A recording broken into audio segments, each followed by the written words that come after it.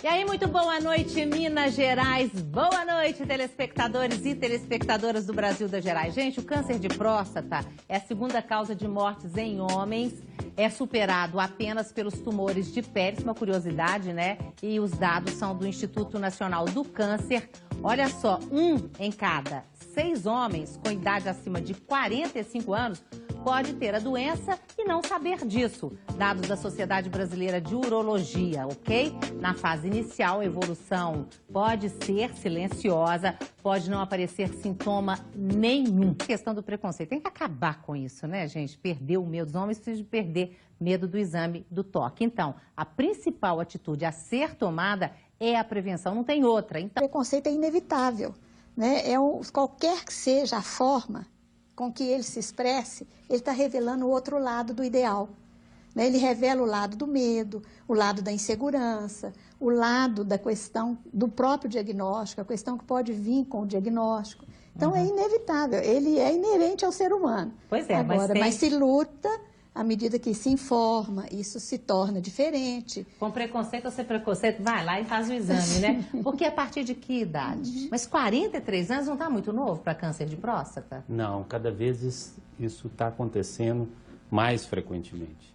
O que a Sociedade de Urologia recomenda é exame anual de próstata a partir de toque e PSA. São os dois? São os dois. A partir daí, se a gente identifica alguma alteração em um ou em ambos, a gente tem outros recursos a serem tomados. Ultrassom, biópsia, cintilografia. Ou seja, o homem não adianta reclamar, tem que fazer o toque retal, que é o grande problema dos homens. E é ainda, né? Engraçado isso, né? E o interessante é que um exame que, se você for cronometrá-lo, ele demora 15 segundos. Porque na prática clínica aí desses anos, o que eu já tive a oportunidade de ver é pacientes que têm PSA normal e toque alterado. Daí a importância de a gente não abandonar a prática da medicina como um todo, de examinar o paciente. Entendi. Agora, você com essa experiência toda que você tem, logo no começo do programa, o que é mais importante dizer para as pessoas, hein, com relação a essa questão da próstata, do câncer de próstata? O mais importante, existem recursos para se fazer diagnóstico precoce. Segundo, há tratamento. E a questão do preconceito, eu acho que 2 preconceitos, né, 2 paradigmas precisam ser quebrados. O exame, né, não tem absolutamente nada que diminua o paciente ao fazer um exame. É um exame, conforme o seu telespectador falou. Exame médico, né? Falou médico. Muito bem. Exatamente. E um outro paradigma, que talvez a gente trate dele, é a palavra câncer. Uma vez que fez o exame e diagnosticou, é a palavra câncer. Tem gente que não tem ainda essa coragem de falar a palavra. E algumas vezes, eu acho que isso é extremamente importante para que o paciente participe da decisão, da melhor opção que vai ser tomada. A melhor alternativa de tratamento para ele. Com certeza, né?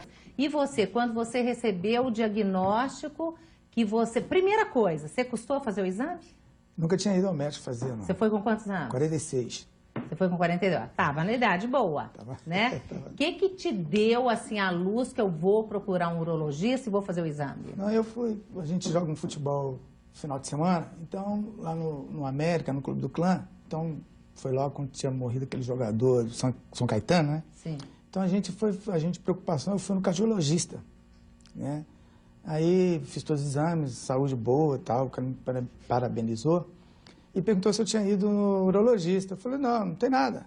Então, caçou o urologista, estou bem e tal. Não tinha... Aí ele falou, então vamos fazer por cuidado. Eu fui fazer o exame de PSA. Então, foi quando eu fiz o PSA, um dia depois, eles me ligaram do laboratório. Falou, volta aqui que você fazer o exame de novo, que eu acho que o pessoal errou aí e tal, não falaram comigo. Aí eu fui lá fazer. Já à tarde me ligaram de novo para mim voltar no cardiologista. Aí ele me deu uma notícia aqui, porque meu PSA já estava 14,98. Aí você foi fazer aí depois você fez o toque, Aí né? eu fui no doutor Mário Carazai e fui fazer o toque, né? Aí, inclusive, ele fiz o exame e a próstata estava normal. Sofreu muito fazer o exame do toque? Não, foi, como ele disse, o doutor disse, deu nem 15 segundos, né? Foi tranquilo, rapidinho. Tranquilo. É isso que nós queremos desmistificar, né? Acabar com essa coisa. O pessoal tem que parar com isso, principalmente o homem, né? O homem tem que acabar com esse barrismo. Pois é, mas olha aqui, Lucas, depois que você ficou sabendo que você tinha câncer, qual foi a sua reação? Olha, a minha teologia, eu estava sendo abençoado. Eu havia liberado um perdão numa situação... Tudo mais. Aí eu tive uma visão de cura com uma pastora que viu um anjo me operando, teve uma visão. Eu, na época da visão, falei, opa, Deus vai curar meu joelho que eu vou voltar a jogar bola. Eu tinha operado meu joelho. Você achava que era o joelho, né? O joelho, estava doido para voltar a jogar. Aí eu fui fazer o exame e tal, deu. Então eu já havia absorvido essa bênção. Então não descansei na sombra do Senhor, não esquentei a cabeça. Não. Você entregou para Deus, né? Estou na mão do homem lá, então estou bem. O câncer de próstata, ele pode ser, de fato, silencioso, né? Quer dizer, a pessoa não sentir nada, não ter nada e já ter câncer? Certamente. No início, ele é totalmente silencioso. As manifestações relacionadas ao câncer de próstata são manifestações à distância. Ou seja, é uma metástase óssea que vai dar dor na coluna, dor nas costas. O sítio mais frequente de metástase da próstata são os ossos, da bacia, da coluna, clavícula, às vezes costela. Então, muitas vezes a manifestação do câncer é tardia. Por isso que é importante essa cultura de se fazer o exame periódico, independente de sintomas. Foi o que ele falou. Né? Ele não tinha nada, né? Não tem sintomas. Então, essa é a chance, em fazendo essa investigação periódica, de se identificar um tumor restrito à glândula e, a partir daí, a gente pode oferecer tratamentos que visem cura, que existem modalidades, né? Uma vez que o tumor já alastrou, já saiu da glândula, aí muitas vezes os tratamentos são paliativos. Mas ainda assim, são tratamentos que têm bons resultados. O tumor de próstata, com algumas raras exceções, né, ele tem um crescimento não tão acelerado, então é possível você tratar clinicamente, mesmo que não trate visando cura, mesmo que não retire a glândula, você pode tratar e esse paciente vive 5, 10, 15 anos com tratamentos paliativos. Agora, descobrindo no princípio, é verdade que assim, mais de 80% das pessoas curam do câncer? Talvez mais. Talvez mais. Talvez mais. Porque nós temos modalidades diferentes para oferecer ao paciente. Ou seja, você pode oferecer uma cirurgia radical, que você retira a próstata, vesículas, ou seja, como o próprio nome fala, foram que os dois já submeteram, né? Que é a prostatectomia radical.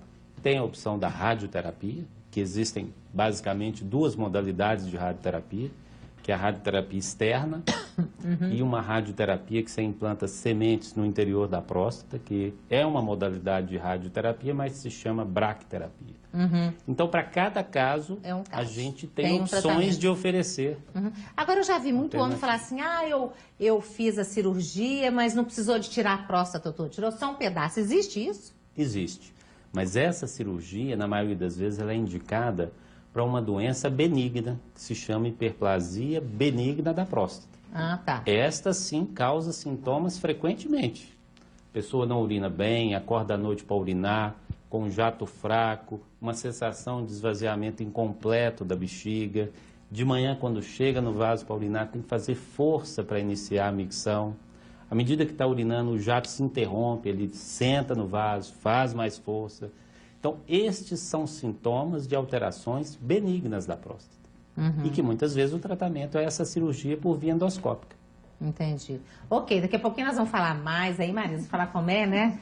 Porque você falou essa questão da mudança da cultura, né? É uma cultura psicológica, né? Como é que a gente faz isso? Quer dizer, os homens, né? Fazem, e as mulheres também podem ajudar os homens nisso, né? Então, você teve medo dessa questão? Porque você é muito jovem. Quantos anos você tem, Lucas? Hoje eu estou com 54. 54, é novo demais, né? Amém. E aí, como é que você fez com isso tudo? Quais os medos que você teve? Realmente, assim, igual eu te falei, eu estava muito bem assentado espiritualmente, então realmente não tive medo. Eu achava que não ia ter assim, um apoio da família na época, da esposa, mas Deus é tão bom que minha mãe sogra, né?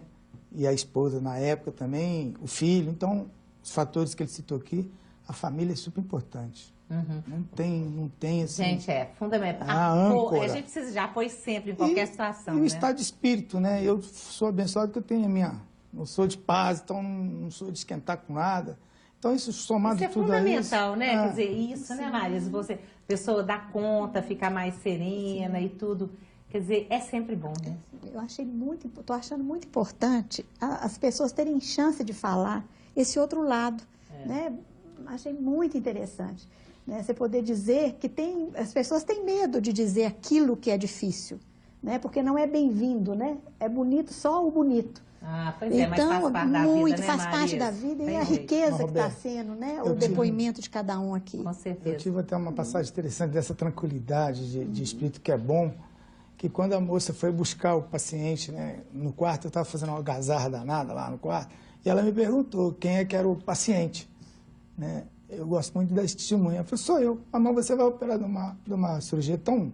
que pode levar à morte, você está tão bem? Eu falei, não, eu já fui curado em nome de Jesus, pode me levar que eu vou cortar. Ah, coisa boa, isso mesmo. Olha aqui, gente, nós fizemos um programa aqui, o pior inimigo da mulher não é o homem, é o machismo. E o pior inimigo do homem é o machismo também, né?